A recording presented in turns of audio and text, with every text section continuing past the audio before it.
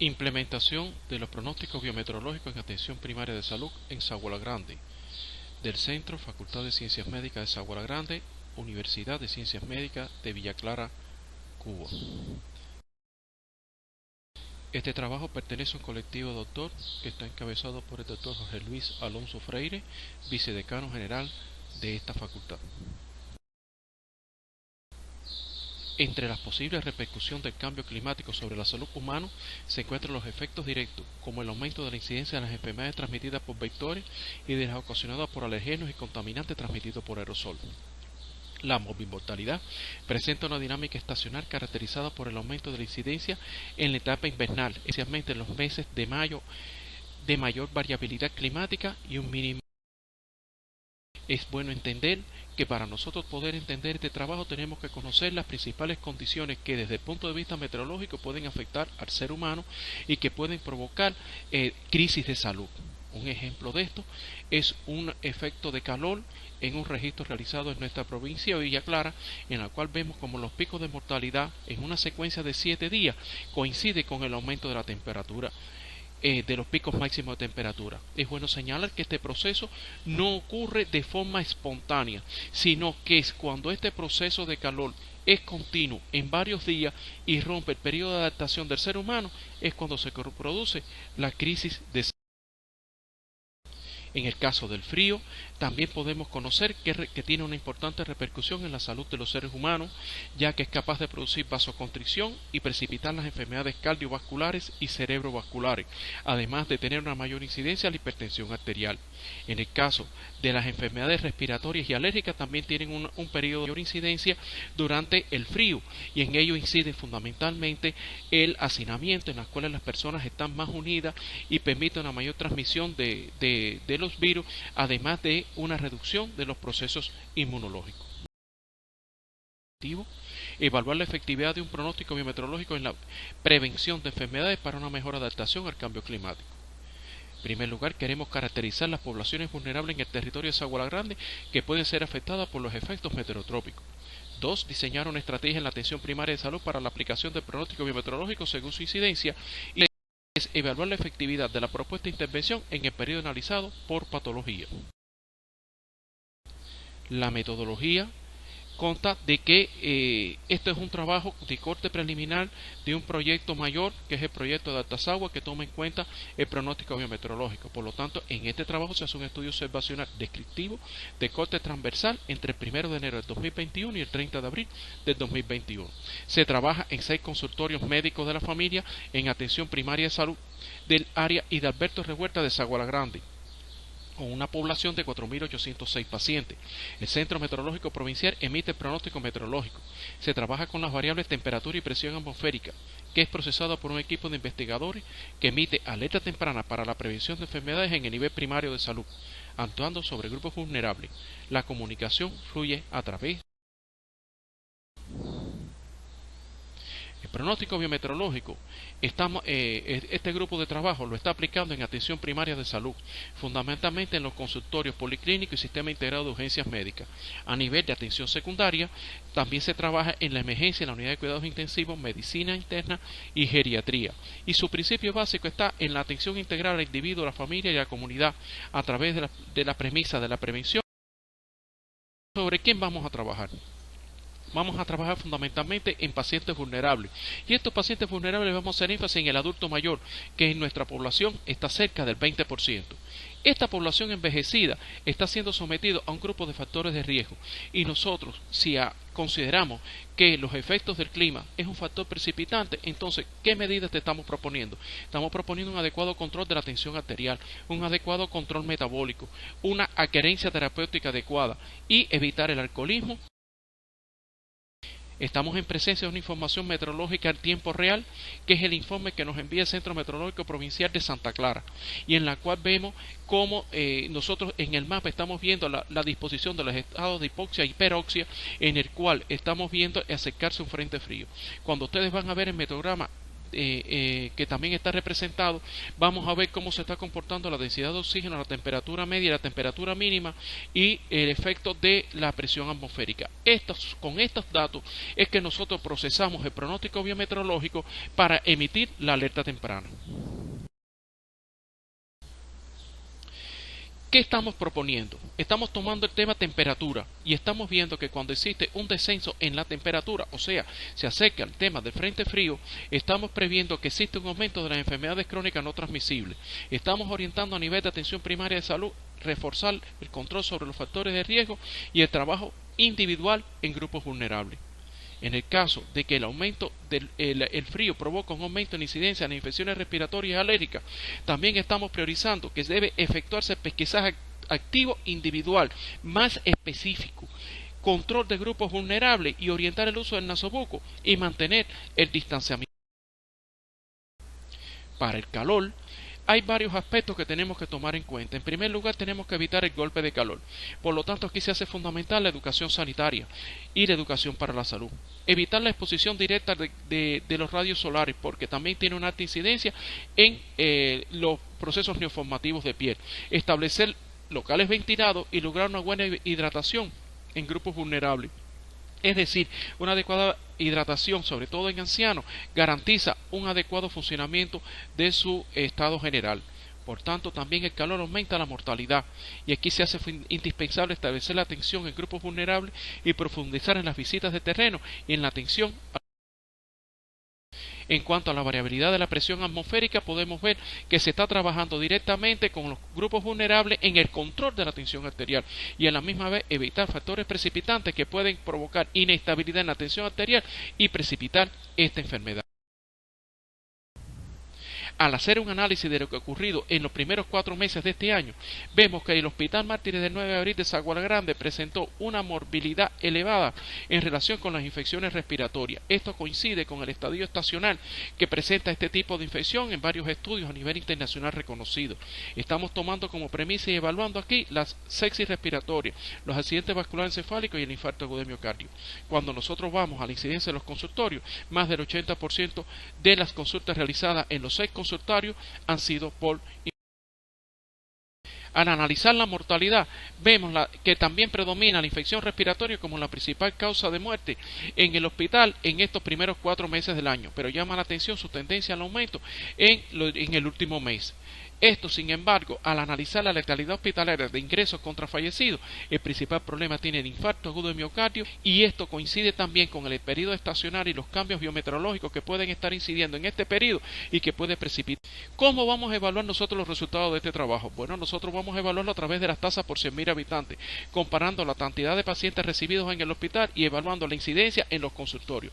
Y se hace evidente cómo las tasas hospitalarias son muy superiores, es decir, en los lugares donde no se está realizando el pronóstico biometeorológico con relación a compararlo con los 6 consultorios médicos de la familia en los cuales sí se está aplicando el pronóstico biometeorológico, lo que hace expresar de que estamos en presencia de que este sistema de alerta temprana que está incipiente pues está teniendo conclusiones. Se aplica el sistema de alerta temprana a 4.806 pacientes vulnerables de 6 consultorios médicos de la familia de Policlínica y de Alberto Revuelta de Sabana Grande. El pronóstico biometeorológico se basó en los cambios de temperatura y presión atmosférica, así como se alertó de la presencia del polvo del Sahara. Consideramos efectiva esta intervención. Muchas gracias. Muchas gracias al ponente por su presentación. Cualquier duda o pregunta, por favor dirigirse al grupo de WhatsApp del Congreso o al chat de la plataforma virtual Click Meeting. Continuamos con la próxima presentación. Bueno, el trabajo que presentamos hoy en el marco de la 13ª Convención Internacional sobre Medio Ambiente y Desarrollo, particularmente en su 7º Congreso sobre el Cambio Climático, con el título Variaciones y Tendencias de las Inundaciones Costeras en el archipiélago cubano durante los siglos XX y XXI, de un servidor, Axel Hidalgo Mayo, investigador auxiliar del Centro Meteorológico Provincial, y la doctora en Ciencia Aida Metrani Arenal, investigadora titular del Centro de Física de la Atmósfera del Instituto Meteorológico. La problemática que identificamos al desarrollar este trabajo radica en un incremento del peligro por inundaciones en pequeños estados insulares. Este es un una conclusión del cuarto informe del panel intergubernamental de expertos sobre cambio climático en el 2013, además que se consideran las inundaciones costeras como el mayor peligro en los asentamientos costeros humanos, valga la redundancia, de unos investigadores españoles en el año 2016. Además, el incremento de la actividad ciclónica en la zona tropical, particularmente en el Golfo de México, el Mar Caribe y el Océano Atlántico, se ha incrementado y varios son los investigadores que abordaron esta temática, los cuales se pueden observar en la diapositiva. Además, la ocurrencia de inundaciones costeras más intensas en el archipiélago cubano desde 2015, ellas asociadas a los huracanes Dennis, Wilma, Gustav, Sandy e Irma. Y por último, la necesidad de conocer la variabilidad natural de este fenómeno de tal manera que permita su predicción a corto, mediano y largo plazo. En este sentido, este resultado forma parte de la tesis de doctorado que desarrollamos en la actualidad bajo el título Predicción de las inundaciones costeras en el archipiélago cubano para diferentes escenarios de cambio climático en Cuba. De manera tal que el objetivo que nos proponemos en este trabajo no es más que estudiar la tendencia estadística de los eventos de inundación costera y el viento máximo para los diferentes tramos costeros cubanos como contribución a los planes de contingencia y acciones de manejo costero que se desarrollan en el país como parte de la reducción de riesgos de desastre y la adaptación al cambio climático aprobado por el Estado cubano, conocido como Tarea BIN. Los materiales y métodos que se emplearon, bueno, como fuente de información, están la cronología y clasificación de las inundaciones costeras para cada una de las provincias del país, resultado que aparece en una publicación de la revista cubana de meteorología, de Hidalgo y colaboradores en el año 2017, así como los datos climáticos y las estaciones meteorológicas costeras cubanas, las cuales contamos con 5 estaciones meteorológicas costeras cubanas, la de Cabo San Antonio, la de Cayo Coco, Cabo Cruz, Punta Lucrecia y Punta de Messi. En tanto, los métodos que se aplicaron fueron la prueba de la proporción para analizar el incremento de los casos de inundación a partir de una de las problemáticas que se identificaron en el trabajo, así como las pruebas no paramétricas de Spearman, Mankendal y Petit para el viento máximo. En el caso de Spearman y Mankendal dan tendencia global y en el caso de Petit un punto de cambio. En el mapa que está en la parte superior de la pantalla aparecen los asentamientos costeros, o sea 18 en total, que reportan inundaciones costeras asiduamente en el archipiélago cubano. Este es un resultado a partir de un proyecto que desarrollamos hace 4 años atrás, donde se obtuvo la cronología para cada una de las provincias del país, que mencionábamos anteriormente en la presentación, y aquí están estos asentamientos.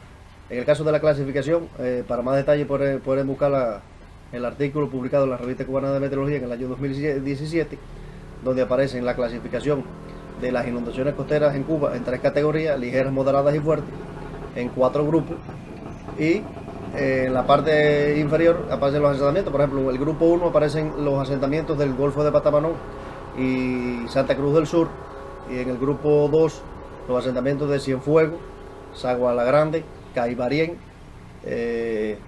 Guayabal en Las Tunas y Jibar en Holguín. En el grupo 3 Matanzas, Manzanillo y Pilón, y en el grupo 4 Punta Alegre en Ciego de Ávila y Siboney en Santiago de Cuba. Es de decir de que aquí no aparece ni el malecón habanero ni el malecón de Baracoa, los cuales tienen una clasificación particular en dependencia del alcance tierra dentro del agua, pero como referencia, en vez de ser una longitud tierra adentro, sería calles aledañas a dichos malecones. Bueno, en cuanto a la frecuencia de inundaciones costeras, las mayores afectaciones ocurren en el malecón habanero, en el malecón de Baracoa, así como en los asentamientos ubicados en el Golfo de Patamanó. Esto tiene una frecuencia en el orden entre 3 y 4 eventos de inundación, o sea, un evento de inundación cada 3 o 4 años. Seguidamente está el asentamiento de Jibar con una inundación aproximadamente una vez cada 9 años, y el resto de los asentamientos costeros, como pueden ver en el mapa, la afectación son superiores a un evento más de 10 años. O sea, estos son eventos solamente, se tienen en cuenta los que son moderados y fuertes. En este gráfico que se presenta, se analiza la tendencia de las inundaciones costeras comparando los asentamientos de Jibar y de Baracoa por décadas, desde 1950 hasta el 2020. Las barras rojas corresponden a Baracoa y las azules a Jibar. En el caso de Baracoa, el ajuste a una línea recta arroja un coeficiente de terminación de 67,8% aproximadamente, mientras que en el caso de Jibar esta recta de regresión es más precisa y tiene una exactitud en el entorno de 82,1%. En el caso de Baracoa, la recta lo que arroja es que hay un incremento de las inundaciones costeras en el entorno de entre 2 y 3 eventos de inundación por década, mientras que en Jibara estos valores se reducen hasta en el entorno entre 0,6 y 0,7 eventos de inundación por década. Es decir, además de que ambos asentamientos, la prueba de la proporción resultó significativa a partir de, al comparar las inundaciones costeras desde en las décadas del 90, 2000 y 2010 respecto al periodo anterior, desde 1951 hasta 1990, donde el nivel de significación para el 5% arrojó de que las inundaciones se estaban incrementando. En el caso del viento máximo, aparecen las 5 estaciones costeras que se realizó, que se utilizaron en el trabajo, y solamente en el caso de Cabo San Antonio, en Pinar del Río y Punta Lucrecia arrojan tendencia global significativa del viento máximo sostenido. En el caso de Cabo Lucrecia, mencionar de que esta tendencia, un punto de cambio utilizando la prueba de Petit, arroja un valor hacia el año 2003, lo que está a tono con el incremento de la actividad ciclónica que ha visto esta región del país a partir de 1996, y que son resultados que aparecen en las investigaciones de la entrañable doctora Marisa Ballester. En manera de conclusión, se puede terminar de que los asentamientos costeros con mayor frecuencia de ocurrencia de inundaciones costeras moderadas y fuertes en el archipiélago cubano son los ubicados en el Golfo de Batabanó, así como los malecones de La Habana y Baracoa, con una probabilidad de al menos un evento cada 3 o 4 años, seguido por la ciudad de Jibara con una posible ocurrencia de un evento cada 9 años. En el resto de los asentamientos costeros, estos valores son superiores a un caso cada 11. A nivel nacional, los mayores eventos de inundación costera ocurrieron a partir de 2005, con excepción de los acontecidos en los asentamientos del Golfo de Batabanó y de Santa Cruz del Sur, los cuales sucedieron al paso de los tristemente célebres huracanes de 1944 y 1932 respectivamente. Tal situación está dada por la afectación directa o indirecta a Cuba de 6 huracanes intensos. Ellos son el Wilma, el Dennis, el Ike, el Gustav, el Paloma, el Sandy y el Irma. En todos los asentamientos costeros cubanos realizados, la prueba de la proporción para el nivel de significación del 5% arrojó un incremento de los eventos de inundación con frecuencias medias de afectación a partir de los años 80 entre 0,5 y 1 y un evento de inundación por año en Matanzas, el Malecón de Cienfuegos, Isabela de Sagua, Caibarien, Punta Alegre, Santa Cruz del Sur, Guayabal, Manzanillo, Pilón y Siboney. En Jibara estos valores ascienden hasta un evento cada 1,4 años. En tanto, en el asentamiento del Golfo de Batabanó, los promedios superan un caso cada 3,5 casos por año. Bueno, esto es todo. Gracias y un placer haber presentado el trabajo. Muchas gracias al ponente por su presentación. Cualquier duda o pregunta, por favor dirigirse al grupo de WhatsApp del Congreso o al chat de la plataforma virtual Click Meeting. Continuamos con la próxima presentación. Buenas, primeramente muchas gracias por darme la posibilidad de participar en esta 13ª Convención Internacional sobre Medio Ambiente y Desarrollo, en la 7ª edición del Congreso sobre Cambio Climático. Mi nombre es Carlos Lázaro Castillo García, soy ingeniero hidráulico de la Universidad Central Marta Abreu de las Villas, y el título del trabajo que pretendo mostrarles es Análisis de tendencias de lluvias de corta duración en el Valle del Yabú. Para la realización de este trabajo se contaron con herramientas informáticas potentes, asesores estadísticos, como es el caso del SPSS y el Magazines, este último un programa del Centro Meteorológico de Finlandia, el cual está condicionado para resolver las pruebas de Mann-Kendall y Sense-Slope de análisis de tendencias. El análisis propuesto es necesario hacerlo debido a la importancia que tiene la obtención de las curvas IFD para el análisis hidrológico de eventos extremos. Para obtener el análisis de tendencias se utilizan programas desde el año 1989 hasta el 2019 de la Estación Meteorológica del Yabú. En estos programas se analizaron 243 eventos lluviosos con más de 25 milímetros y se confeccionó la serie de máximos anuales de 5 a 720 minutos de duración. Es innegable que en los últimos años se ha venido trabajando el tema de la estacionalidad en serie de máximos anuales. Aquí en la imagen vemos algunos de estos estudios y algunos de los parámetros que es necesario adoptar y sustituir entre un análisis estacionario y un análisis no estacionario. Como se puede apreciar en la tabla, el análisis no estacionario presenta un componente de tiempo en los parámetros de las funciones de distribución normalmente obtenidas en un análisis estacionario. Algunos de los resultados se muestran en esta diapositiva. Uno de los resultados más llamativos es el de Yilmaz en 2014 y el que obtuvo 2 años posteriores, en el 2016, donde no demostró que las series o las curvas IFD no estacionales sean superiores a las obtenidas estacionalmente. Sonia 2020 también propone una metodología para obtener y comparar ambos tipos de curvas IFD que le ayude al proyectista o ayude al investigador a obtener buenos resultados en un corto lapso de tiempo. En la vida diaria no existe un consenso aún en la bibliografía sobre las ventajas de las curvas IFD no estacionarias. Sin embargo, la Organización Meteorológica Mundial recomienda la aplicación de los test estadísticos para comprobar si las series de máximos anuales o series de duración parcial son estacionales o no estacionales. El análisis se realiza en la estación meteorológica Valle del Yaú del municipio Santa Clara, en la provincia de Villa Clara, en Cuba. Es una ubicación que lleva ya más de 40 años de servicio, pues empezó su funcionamiento en el año 1976 y el análisis de los datos fueron a partir del año 1989 hasta el 2019, donde hemos obtenido la serie de máximos anuales de los últimos 30 años en esta propia estación. Se propone a las series de máximos anuales realizarles 2 tipos de test de calidad: los test de independencia y los test de estacionalidad. Los primeros bajo las pruebas de Mann-Whitney y el test de Rachas, y los segundos mediante la prueba de Mann-Kendall y Sense-Law, lo que nos va a permitir saber si la serie de datos son independientes y estacionales o no estacionales. Los resultados obtenidos en el programa SPSS para la prueba de Mann-Whitney, mostrada en la primera tabla, demuestran de que los niveles de significación son por debajo de la aproximación normal de la curva de probabilidad. Esto demuestra que las pruebas los resultados son de que se acepta la hipótesis nula de que existe independencia en la serie de datos. Tanto así ocurre como con la prueba de Rachas. Para cada una de las series analizadas, la significación asintótica está por debajo de lo que permite la aproximación normal para un 5% de significación.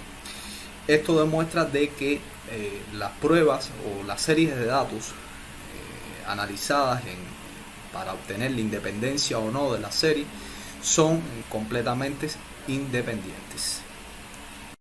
En esta diapositiva se presenta un resumen del programa SPS que ayuda a comprender mejor cuáles de las series no retiene la hipótesis nula de independencia y cuáles sí. En este caso podemos observar con bastante claridad de que ninguna de estas series presentan esta dificultad, por tanto se acepta para su posterior análisis de estacionalidad. Con ayuda del programa Mackenzie obtenemos los resultados del análisis de estacionalidad mediante Mann-Kendall y Sense-Law. Ahí vemos que en ninguno de los parámetros del test Z sobrepasa los 1.56, que es el límite para el 5% de significancia de la serie de la distribución normal. Vemos también los resultados de Q, que no es más que el valor de la pendiente de la tendencia lineal. Tenemos también los resultados para Q máximo y Q mínimo, para un 95%. Recordemos que estamos hablando de 30 años de registro, por tanto todavía no es un análisis, digamos, con una mayor cantidad de años. Para este tipo de análisis es necesario quizás 40, 50 años, pero sí podemos observar unos resultados iniciales que nos ayudan a comprender que no existe estacionalidad en esta serie y por tanto para la hora de elaborar las curvas de intensidad, frecuencia, duración o curvas IFD, este no es un inconveniente importante que nos pueda perjudicar en los resultados que podamos obtener en este tipo de estudios. En la diapositiva se muestran las gráficas para cada una de las series de distintos minutos, donde se puede observar que las gráficas iniciales con duraciones menores son las que presentan las mayores tendencias, aunque no llegan a ser lo suficientemente significativas para poder marcarlas o definirlas como series estacionales, pues en ninguno de los resultados que se obtuvieron en el test de Mann-Kendall esta tendencia puede considerarse como una tendencia válida a la estacionalidad.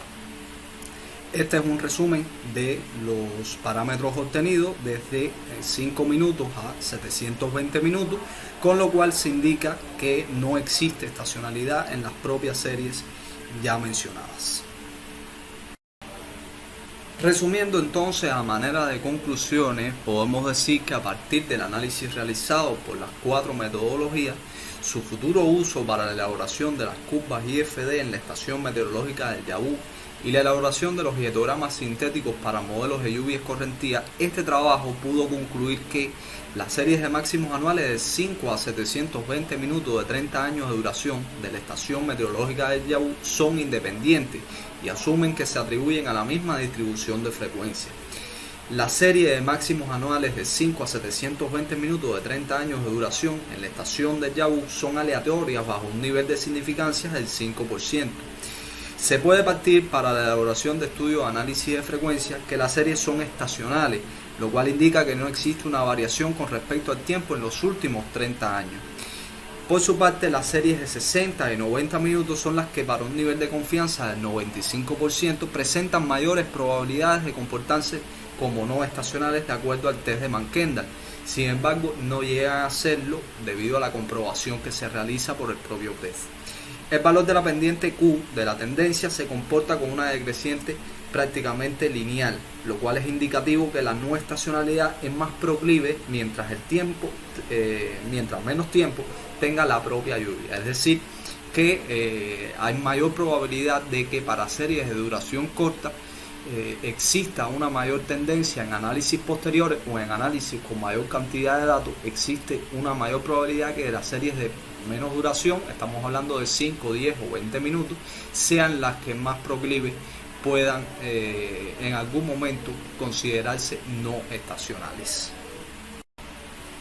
Bueno, muchas gracias a todos por su atención y gracias por darme la oportunidad de exponer estos primeros resultados en esta importante convención. Saludos.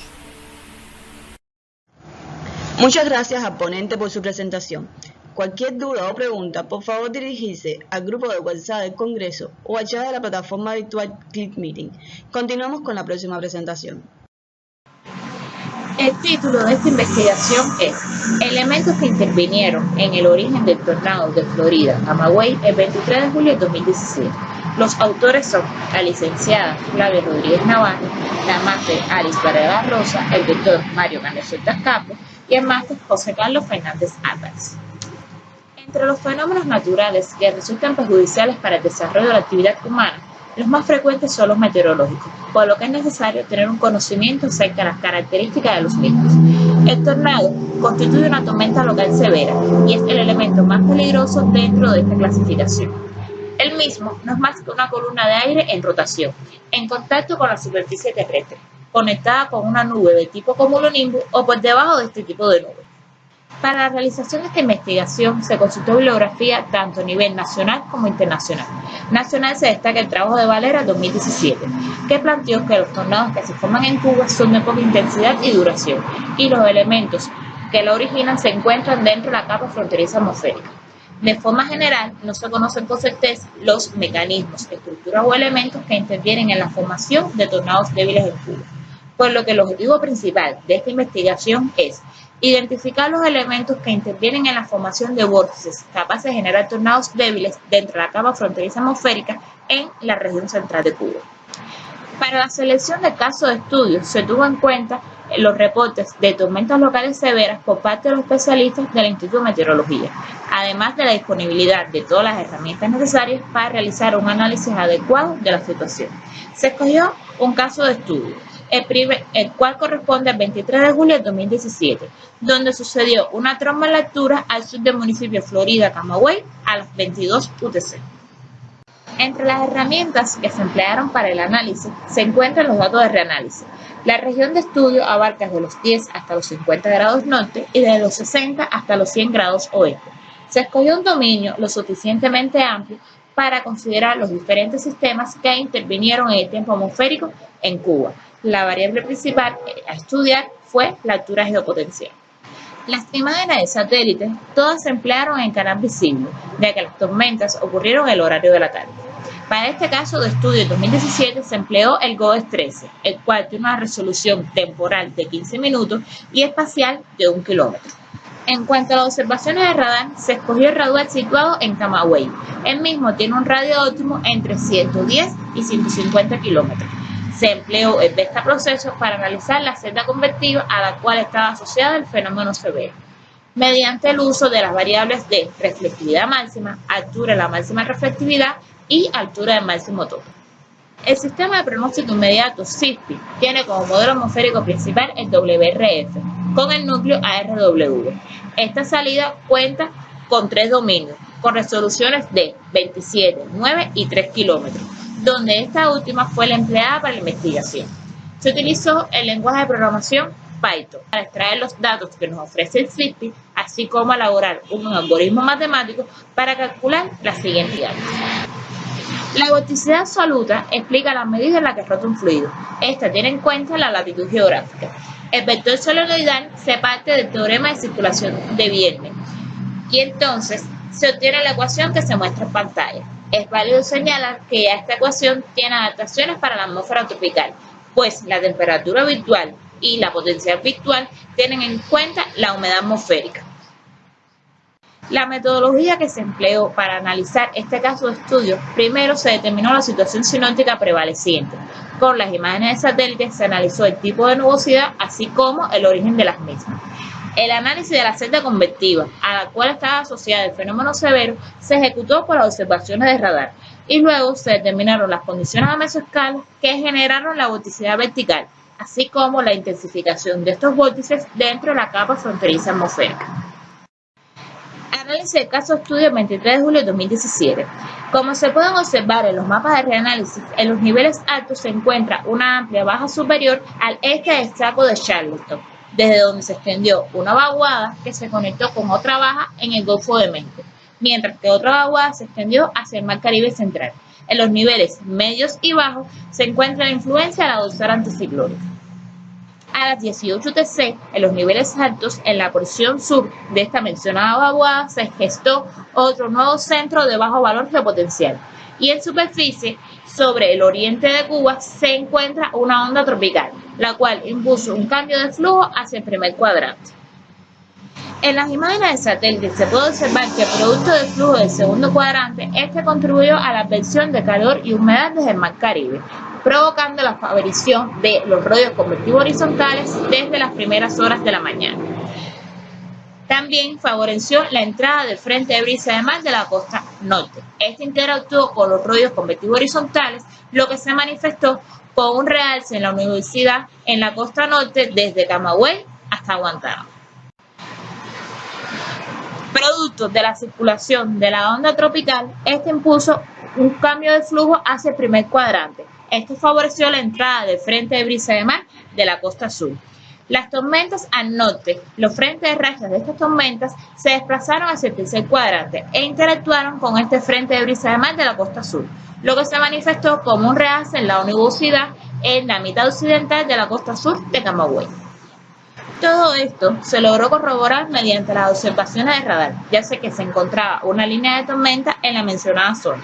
La celda convectiva a la cual estaba asociada la tromba a la altura se encontraba embebida en esta línea. En el horario de las 21:30 UTC, esta celda presentaba un tope de 16 kilómetros y un valor de reflectividad máxima de 57 dBz. Y en el horario en el que ocurrió el fenómeno severo, alcanzó un tope de 17 kilómetros y el valor de reflectividad máxima era de 59 dBz, lo que evidencia que la tormenta se encontraba bastante desarrollada en el momento que ocurrió el fenómeno severo. Se decidieron analizar las condiciones a mesoescala que generaron la vorticidad vertical. Como se puede observar, tanto en el horario de las 20 como los 22 UTC, en la capa de 1000 a 850, los valores de vorticidad eran negativos en las inmediaciones del municipio de Florida, por lo que se decidió analizar cada nivel vertical y se constató que en el nivel de 850 hectopascal se encuentra un vórtice positivo. Este vórtice, según Miller y colectivos autores, surge por encima del frente de brisa de mar, en una región que se nombra borde delantero superior del frente de brisa de mar, por sus siglas en inglés CBH. En esta región existe un vórtice, el cual está condicionado por un abrupto cambio en la presión atmosférica y la temperatura. Este vórtice, combinándose con la corriente ascendente de una tormenta desarrollada, fue lo que generó la tromba en la altura.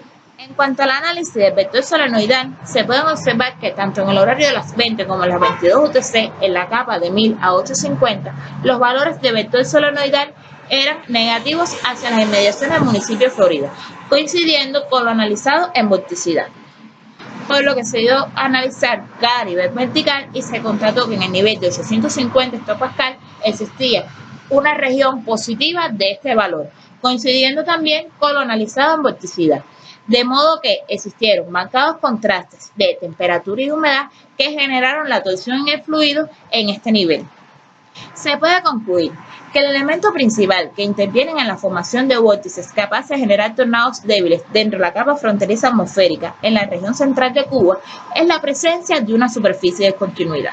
El vórtice que generó el tornado se encontró dentro de la capa fronteriza atmosférica, a partir del vórtice contenido en el borde delantero superior del frente de brisa de mar, el cual se combinó con la corriente ascendente de una tormenta desarrollada.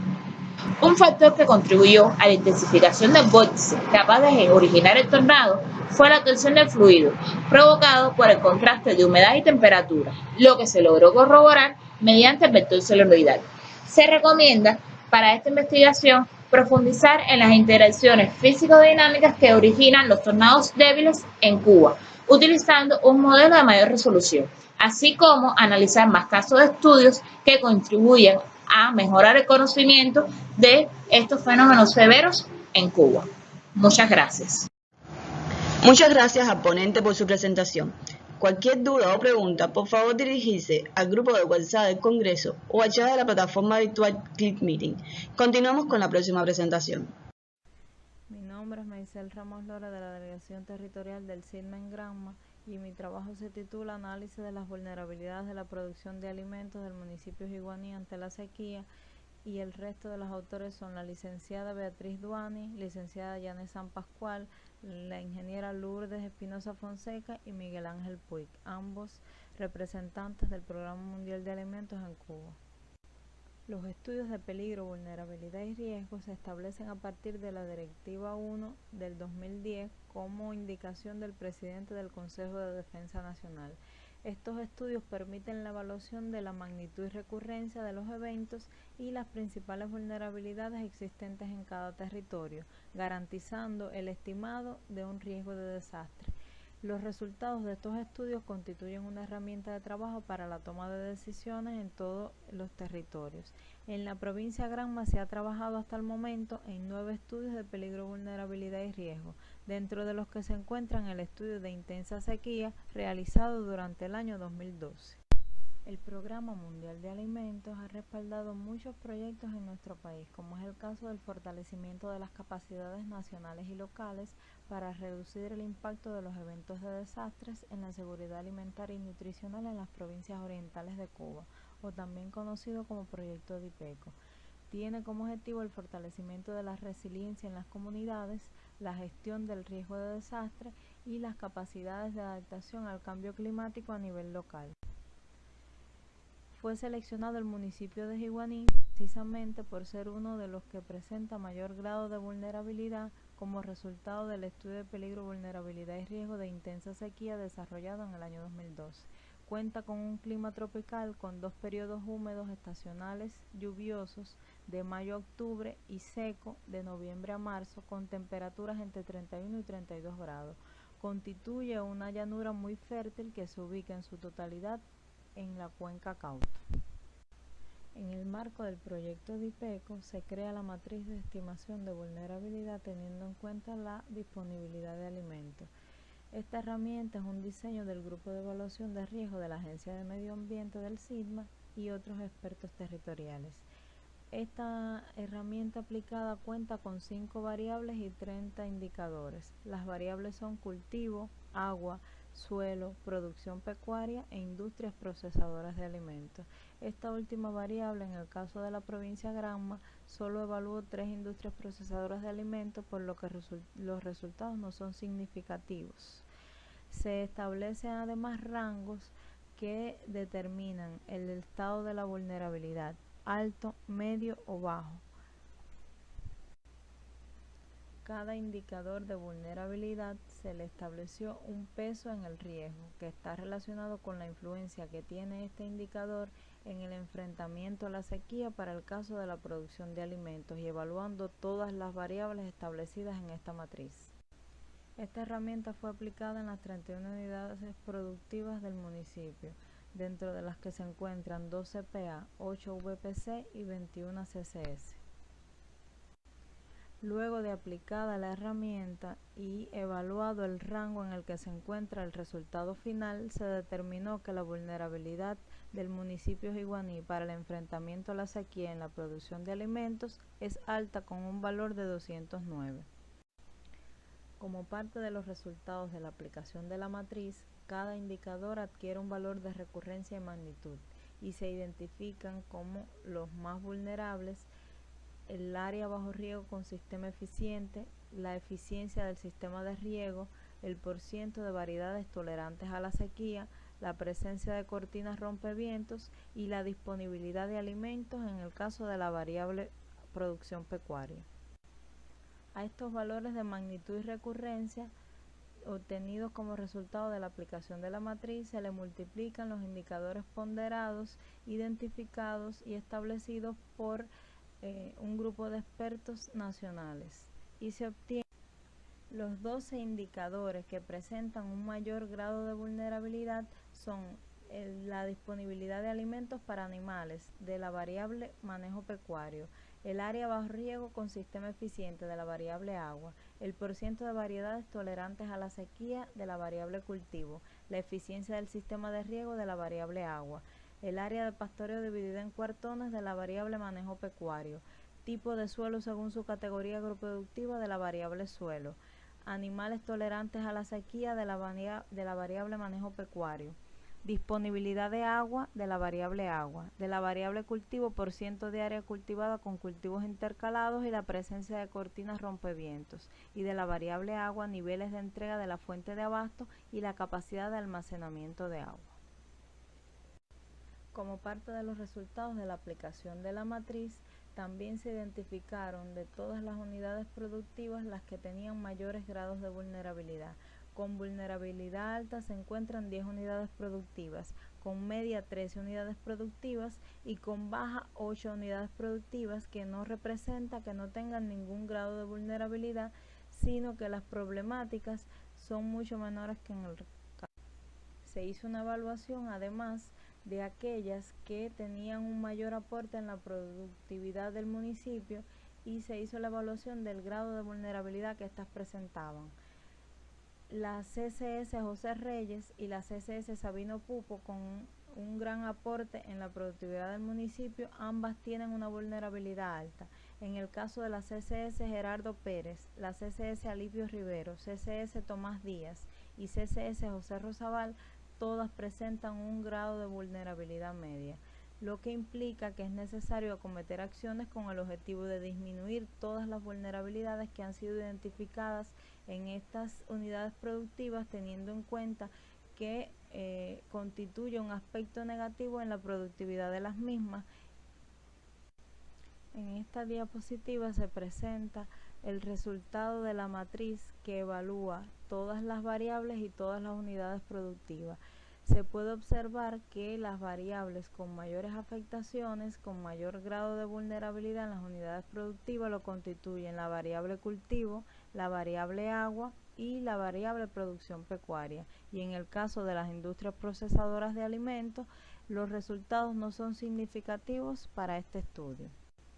Se realizó además una evaluación del nivel de solución que tienen las principales vulnerabilidades identificadas y se determinó que la mayor cantidad de estas vulnerabilidades tienen solución a nivel local, aunque existen algunas como la eficiencia del sistema de riego que necesitan de financiamiento de proyectos internacionales para la obtención de sistemas de riego mucho más eficientes que permitan garantizar una mayor productividad de estas bases productivas.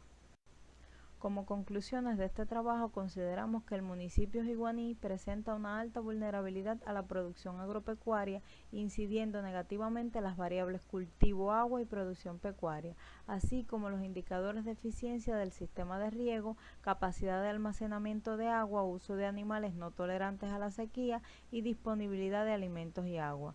Además, las bases productivas que más aportan al desarrollo integral del municipio presentan una vulnerabilidad entre alta y media respectivamente, incidiendo esto negativamente en la producción de alimentos en el territorio.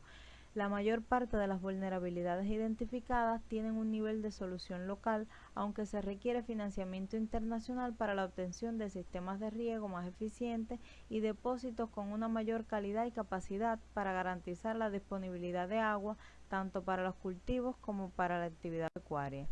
Y como recomendaciones, consideramos que es importante incluir en el plan de reducción de desastres del territorio los resultados de este estudio, además de promover la aplicación de un manejo eficiente de los cultivos a partir de la capacitación e implementación de buenas prácticas, tales como el uso de semillas de alta calidad, la aplicación de la ciencia y la técnica y las medidas agroecológicas con un enfoque de manejo sostenible de tierra. Además, realizar acciones de mantenimiento y reparación de canales y micropresas que permitan el trasvase de agua hacia las áreas donde llueve menos y facilite la captación de agua en los embalses. Además de introducir en la ganadería acciones como el refrescamiento de los pastos con semillas con alto potencial productivo, la rotación de la masa ganadera con especies con un alto potencial productivo, así como la creación de reservorios de agua construidos en la tierra, además de lograr la aplicación de esta herramienta de trabajo en otros municipios de la provincia. Muchas gracias. Muchas gracias al ponente por su presentación. Cualquier duda o pregunta, por favor dirigirse al grupo de WhatsApp del Congreso o al chat de la plataforma virtual ClickMeeting. Continuamos con la próxima presentación. El siguiente trabajo se titula Influencia de factores geográficos y meteorológicos en incendios forestales de las Tunas, Cuba. El concepto de incendio forestal difiere en muchos países del mundo. En Cuba, el más utilizado es el dado por Vélez y otros en el 2000, el cual define el incendio forestal como todo fuego sin control que afecta a la vegetación arbórea, arbustiva o herbácea, sean estas de origen natural, plantada o cultivada. El problema de los incendios forestales presenta distintos matices según la región, magnitud y oportunidad en que se presenten, aunque existen aspectos que son comunes en muchos países. La frecuencia y la intensidad de los incendios forestales están determinadas de forma general por el clima, la topografía y la acumulación de material combustible. Diferentes estudios han confirmado la influencia que tiene el déficit de precipitación, el aumento de la temperatura y el viento y la disminución de la humedad relativa en la ocurrencia y dispersión de los incendios. Otros autores han evaluado, además, la influencia de los patrones sinópticos y de las oscilaciones climáticas. Incluso, nuevas investigaciones afirman que sin ajustes previsores es muy probable que el cambio climático incremente la frecuencia y la intensidad de estos. En Cuba, aunque no pueden compararse las magnitudes de las afectaciones de los incendios con los de otras partes del mundo, estos constituyen un fenómeno que incrementa la deforestación, la degradación de los suelos, la pérdida de la diversidad biológica, entre otros. Por sus características meteorológicas, especialmente debido a los procesos prolongados y frecuentes de sequía, la provincia de Las Tunas es vulnerable a la ocurrencia de incendios. Por tanto, para complementar los estudios realizados sobre los incendios forestales en el país, se decide realizar el siguiente trabajo, que tiene como objetivo relacionar la aparición y magnitud de incendios forestales con las características geográficas y meteorológicas locales de dos municipios de la provincia de Las Tunas en el periodo del 2008 al 2012. La provincia de Las Tunas se ubica en la región oriental de Cuba y está formada por 8 municipios. El territorio presenta un clima seco y suelos semidesérticos. En este caso, el análisis se centró en los municipios de Las Tunas y Puerto Padre. Los datos de incendios forestales fueron obtenidos de la oficina del CISMA de la provincia de Las Tunas. Para la evaluación de su comportamiento se tuvo en cuenta la distribución en años, meses, horas, formación forestal afectada, total de área afectada, clase de peligrosidad, periodo hidrológico y causas. La serie de datos meteorológicos utilizados fueron extraídos de la base de datos del Centro del Clima, perteneciente al Instituto de Meteorología de la República de Cuba, ISMET. Las variables consideradas fueron la humedad relativa, la temperatura del aire, la temperatura del punto de rocío, la rapidez del viento y las precipitaciones. Se utilizaron las mediciones a las 13 horas local en las estaciones meteorológicas de Las Tunas y Puerto Padre, excepto para el caso de la precipitación, que se analizó su acumulado en ciclos de 24 horas. A partir de las variables disponibles y utilizando un programa en lenguaje de programación Python, se obtuvieron dos nuevas variables: el número de días sin lluvias antes de la ocurrencia del incendio y número de días sin lluvias mayores o iguales a 5 milímetros antes de la ocurrencia del incendio. Además, se determinaron los acumulados de precipitaciones en intervalos de 5, 10, 15 y 20 días antes de la ocurrencia de un incendio. En el periodo de estudio del 2008 al 2012 ocurrieron un total de 249 incendios entre los municipios de Las Tunas y Puerto Padre. La mayor cantidad ocurrió en el año 2012 para el municipio de Las Tunas, mientras que en Puerto Padre fue en el 2008. Los meses de mayor número de incendios fueron el periodo poco lluvioso del año: febrero para Puerto Padre y marzo para Las Tunas. Es en estos meses cuando el material combustible tiende a aumentar su inflamabilidad y disponibilidad por el bajo contenido de agua que tienen las fibras. Además, es donde se concentran los menores acumulados mensuales de precipitaciones y los valores más bajos de humedad relativa. El mayor número de incendios ocurrió entre las 13 y las 17 horas local para ambos municipios. Este comportamiento está en correspondencia con la distribución diaria de la temperatura y la humedad relativa, dos variables de tiempo atmosférico que influyen en la humedad de los materiales combustibles. Se determinó si existían diferencias significativas entre las áreas forestales afectadas y las variables meteorológicas por municipio, utilizando la prueba no paramétrica Udemann-Whitney. La comparación entre estas determinó que existían diferencias significativas para las variables relacionadas con las precipitaciones. Estas variables también fueron comparadas entre las 5 formaciones vegetales afectadas por los incendios mediante la prueba no paramétrica de Kruskal-Wallis y se obtuvieron diferencias significativas para todas, excepto la temperatura y el acumulado de precipitaciones 5 días antes de cada incendio. Para relacionar el área afectada por cada incendio y las variables meteorológicas, se empleó el coeficiente de correlación de Spearman y se encontró que el área afectada no estuvo relacionada con ninguna variable meteorológica, lo cual también fue reportado por Carrasco en el 2017. Debido a los resultados anteriores, se decide realizar el análisis por nivel de área afectada. Para los incendios pequeños con una afectación menor de 50 hectáreas, las variables con más alta correlación fueron la temperatura del punto de rocío y la humedad relativa. Para los incendios grandes con una afectación mayor o igual de 50 hectáreas, la mejor correlación es para el acumulado de precipitaciones 15 días antes de cada incendio, lo que demuestra la importancia de la precipitación no solo si llueve o no, sino su acumulado en un periodo de tiempo. Según la clase de peligrosidad para Las Tunas, predominan los incendios de tipo 2, pequeños, con solo de 1 a 10 hectáreas de área afectada, y en Puerto Padre, los de tipo 3, medianos, con afectaciones de 10.1 a 20 hectáreas. En Puerto Padre predominan los incendios originados de forma intencional y en Las Tunas por negligencia, lo cual difiere con la provincia de Pinar del Río, donde la causa más común son los rayos.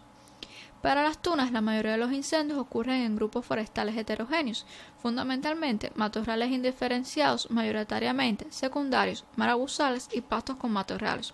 Y en Puerto Padre es la caña, un tipo de cultivo gran productor de biomasa, y el cual además está muy relacionado con actividades agrícolas de quema. Para poder identificar posibles criterios cualitativos de riesgo de incendio forestal según las variables meteorológicas, estas se agruparon en clases. Se agrupó la cantidad de área afectada para determinar los criterios de las variables meteorológicas: temperatura, temperatura del punto de rocío, humedad relativa, rapidez del viento, días sin lluvias mayores de 5 milímetros, acumulados de precipitaciones 15 días antes de cada incendio y acumulados de precipitaciones 20 días antes de cada incendio. Además, se determinó la probabilidad de ocurrencia de incendios forestales para los criterios de las variables temperatura, temperatura del punto de rocío, rapidez del viento y humedad relativa, tal como se muestra en las siguientes figuras. Finalmente, para considerar la interacción entre las variables meteorológicas, se realizó un análisis de componentes principales utilizando el software Primer para hallar las posibles causas de variabilidad y ordenarlas por importancia.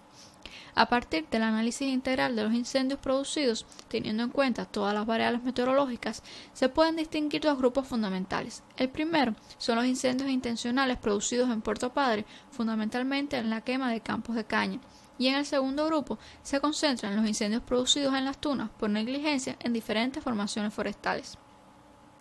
Las diferencias entre grupos están determinadas fundamentalmente por el comportamiento de las precipitaciones, en particular por los acumulados de precipitaciones de 15 y 20 días antes de cada incendio en el primer eje, mientras que tienen más influencia en el eje 2 la fuerza del viento y la temperatura. Por lo tanto, se puede resumir que el mayor peligro de incendios forestales es en el periodo poco lluvioso del año, entre las 13 y las 17 horas local, en las tunas especialmente en las formaciones forestales heterogéneas y en Puerto Padre la caña. Según los valores de probabilidad, la mayor área afectada y número de incendios forestales sería para días con condiciones de temperaturas mayores de 27.5 grados Celsius, temperaturas de punto de erosión menores de 14.5 grados Celsius para las tunas y menores de 18.5 grados Celsius para Puerto Padre, con una humedad relativa menor del 43%, y no tienen que existir altos valores de rapidez del viento en ninguno de los dos municipios. Las precipitaciones se agrupan de forma diferente. En las tunas es peligroso cuando existen más de 60 días con lluvias menores de 5 milímetros, pero en Puerto Padre esta no es una variable tan representativa como lo es el acumulado de precipitaciones 15 días antes de cada incendio.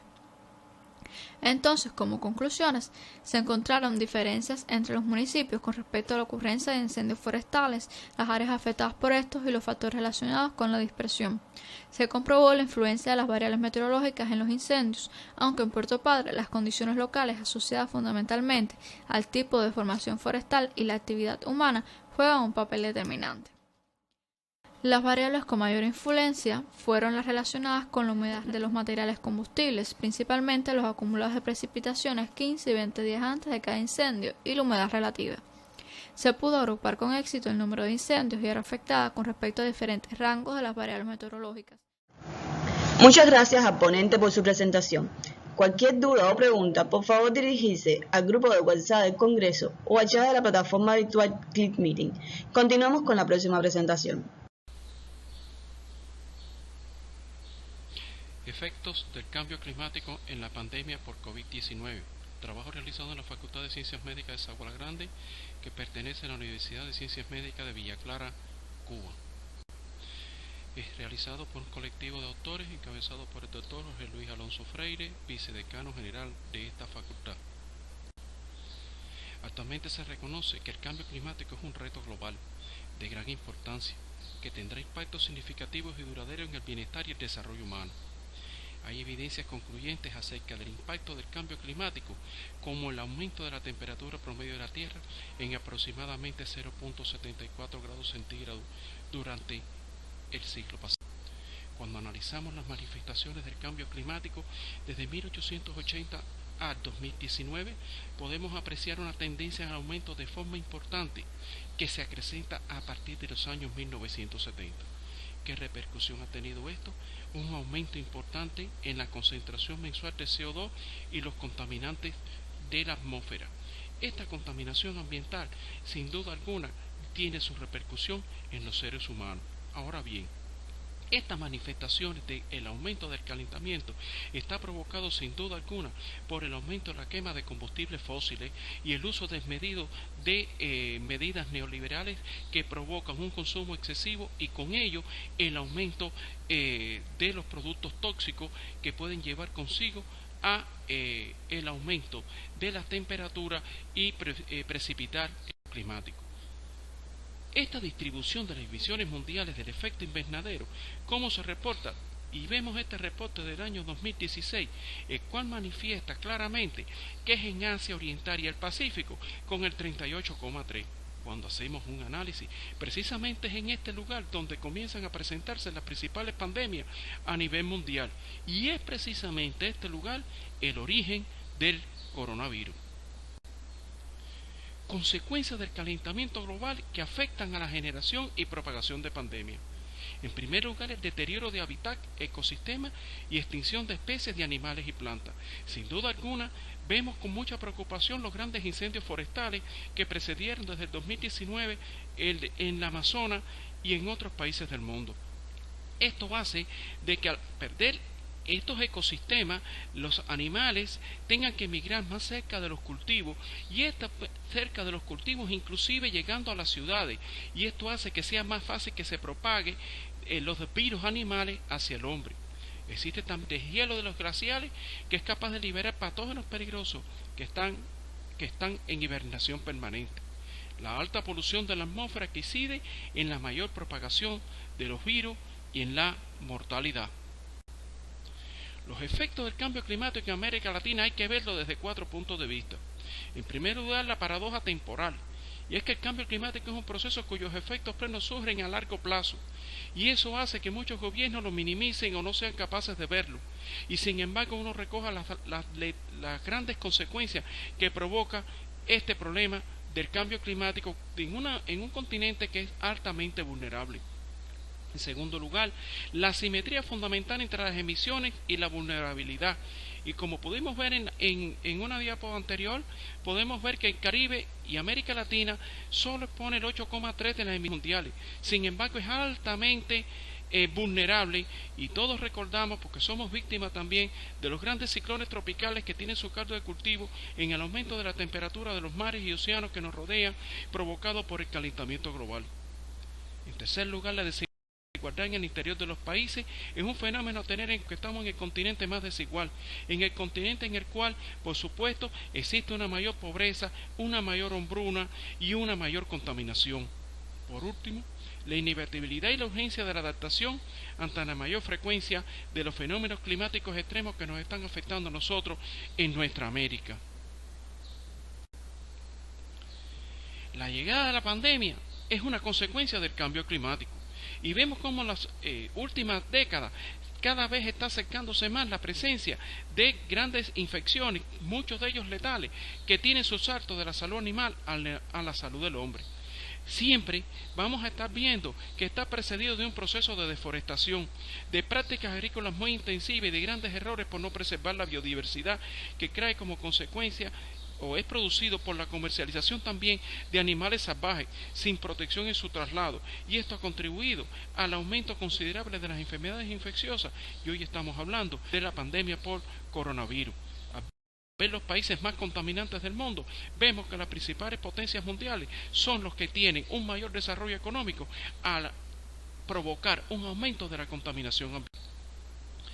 Estudios en el mundo demuestran claramente cómo los países más contaminantes del mundo, como podemos ver China, Estados Unidos y la Unión Europea, tienen la mayor cantidad de mortalidad. Y esto se provoca que son directamente proporcional la contaminación ambiental con la mortalidad. Y esto está producido porque las propias partículas contaminantes son capaces de transportar de forma viable el virus, favoreciendo su difusión y pudiendo aumentar los contagios. El mayor riesgo cardiorrespiratorio que tienen las personas expuestas de forma habitual a altos niveles de contaminación del aire, que podría complicar el desarrollo de la enfermedad. Y eso está claro, como la contaminación ambiental es capaz de producir enfermedades pulmonares, cardiovasculares, que convierten a estas personas vulnerables, y al estar en contacto con el virus del coronavirus, pues entonces son más vulnerables y puede provocar una mayor mortalidad. Cuando nosotros vemos las tablas de los mayores casos de muertes en el mundo, coinciden precisamente con los países más contaminantes del mundo, y que su desarrollo nunca han podido resolver producto de la contaminación ambiental. En Cuba tenemos una particularidad, y tenemos que hablar de las condiciones meteorológicas que influyen en nuestro país.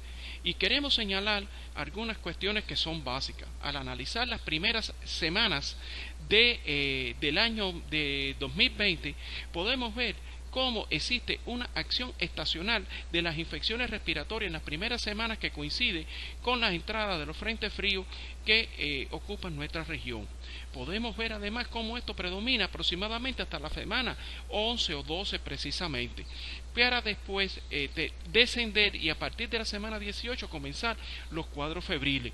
Ahora, vemos un pico en la semana 20 a la 23 y esto está relacionado precisamente, como vemos en la gráfica superior, a la entrada de un frente frío, es decir, condiciones que hacen de que vuelva a cambiar el tiempo y propicie una mayor infección por enfermedades respiratorias. Esto es provocado fundamentalmente por la posibilidad que tienen los virus de propagarse en ambientes más cerrados y con una reducción del sistema inmunitario. Una combinación gráfica que relaciona los máximos de la mortalidad diaria de COVID-19 en Cuba y en Villa Clara con la ocurrencia de los efectos meteorotrópicos del 27 y el 28 de abril del 2020, podemos analizar que como la entrada de este frente frío que pasa de un estado de hipoxia a hiperoxia hace que propicie un aumento de la mortalidad los días 27 y 28 de abril, no solo en nuestra provincia, sino en el país. Y que esto está dando a ver de que la mayoría de los fallecidos en este periodo precisamente están relacionados con efectos meteorotrópicos que está provocando la temperatura. Ahora, ¿por qué estudios realizados señalan de que las bajas temperaturas pueden propiciar? Bueno, en primer lugar estamos en presencia de que estas bajas temperaturas que no son tan bajas en nuestro país, pero que rompen el sistema de adaptación del organismo, propician que el organismo responda de forma normal. Permite además de que aumente la transmisibilidad de las infecciones respiratorias y eso hace que también la aglomeración de personas en una enfermedad como esta, que es altamente contaminante, pues se contagien más personas. Y si a la misma vez estamos hablando de personas vulnerables, de personas que tienen problemas, pues entonces puede provocar un aumento de la mortalidad. Queremos concluir que la pandemia por coronavirus tiene su origen natural y es provocado por el cambio climático.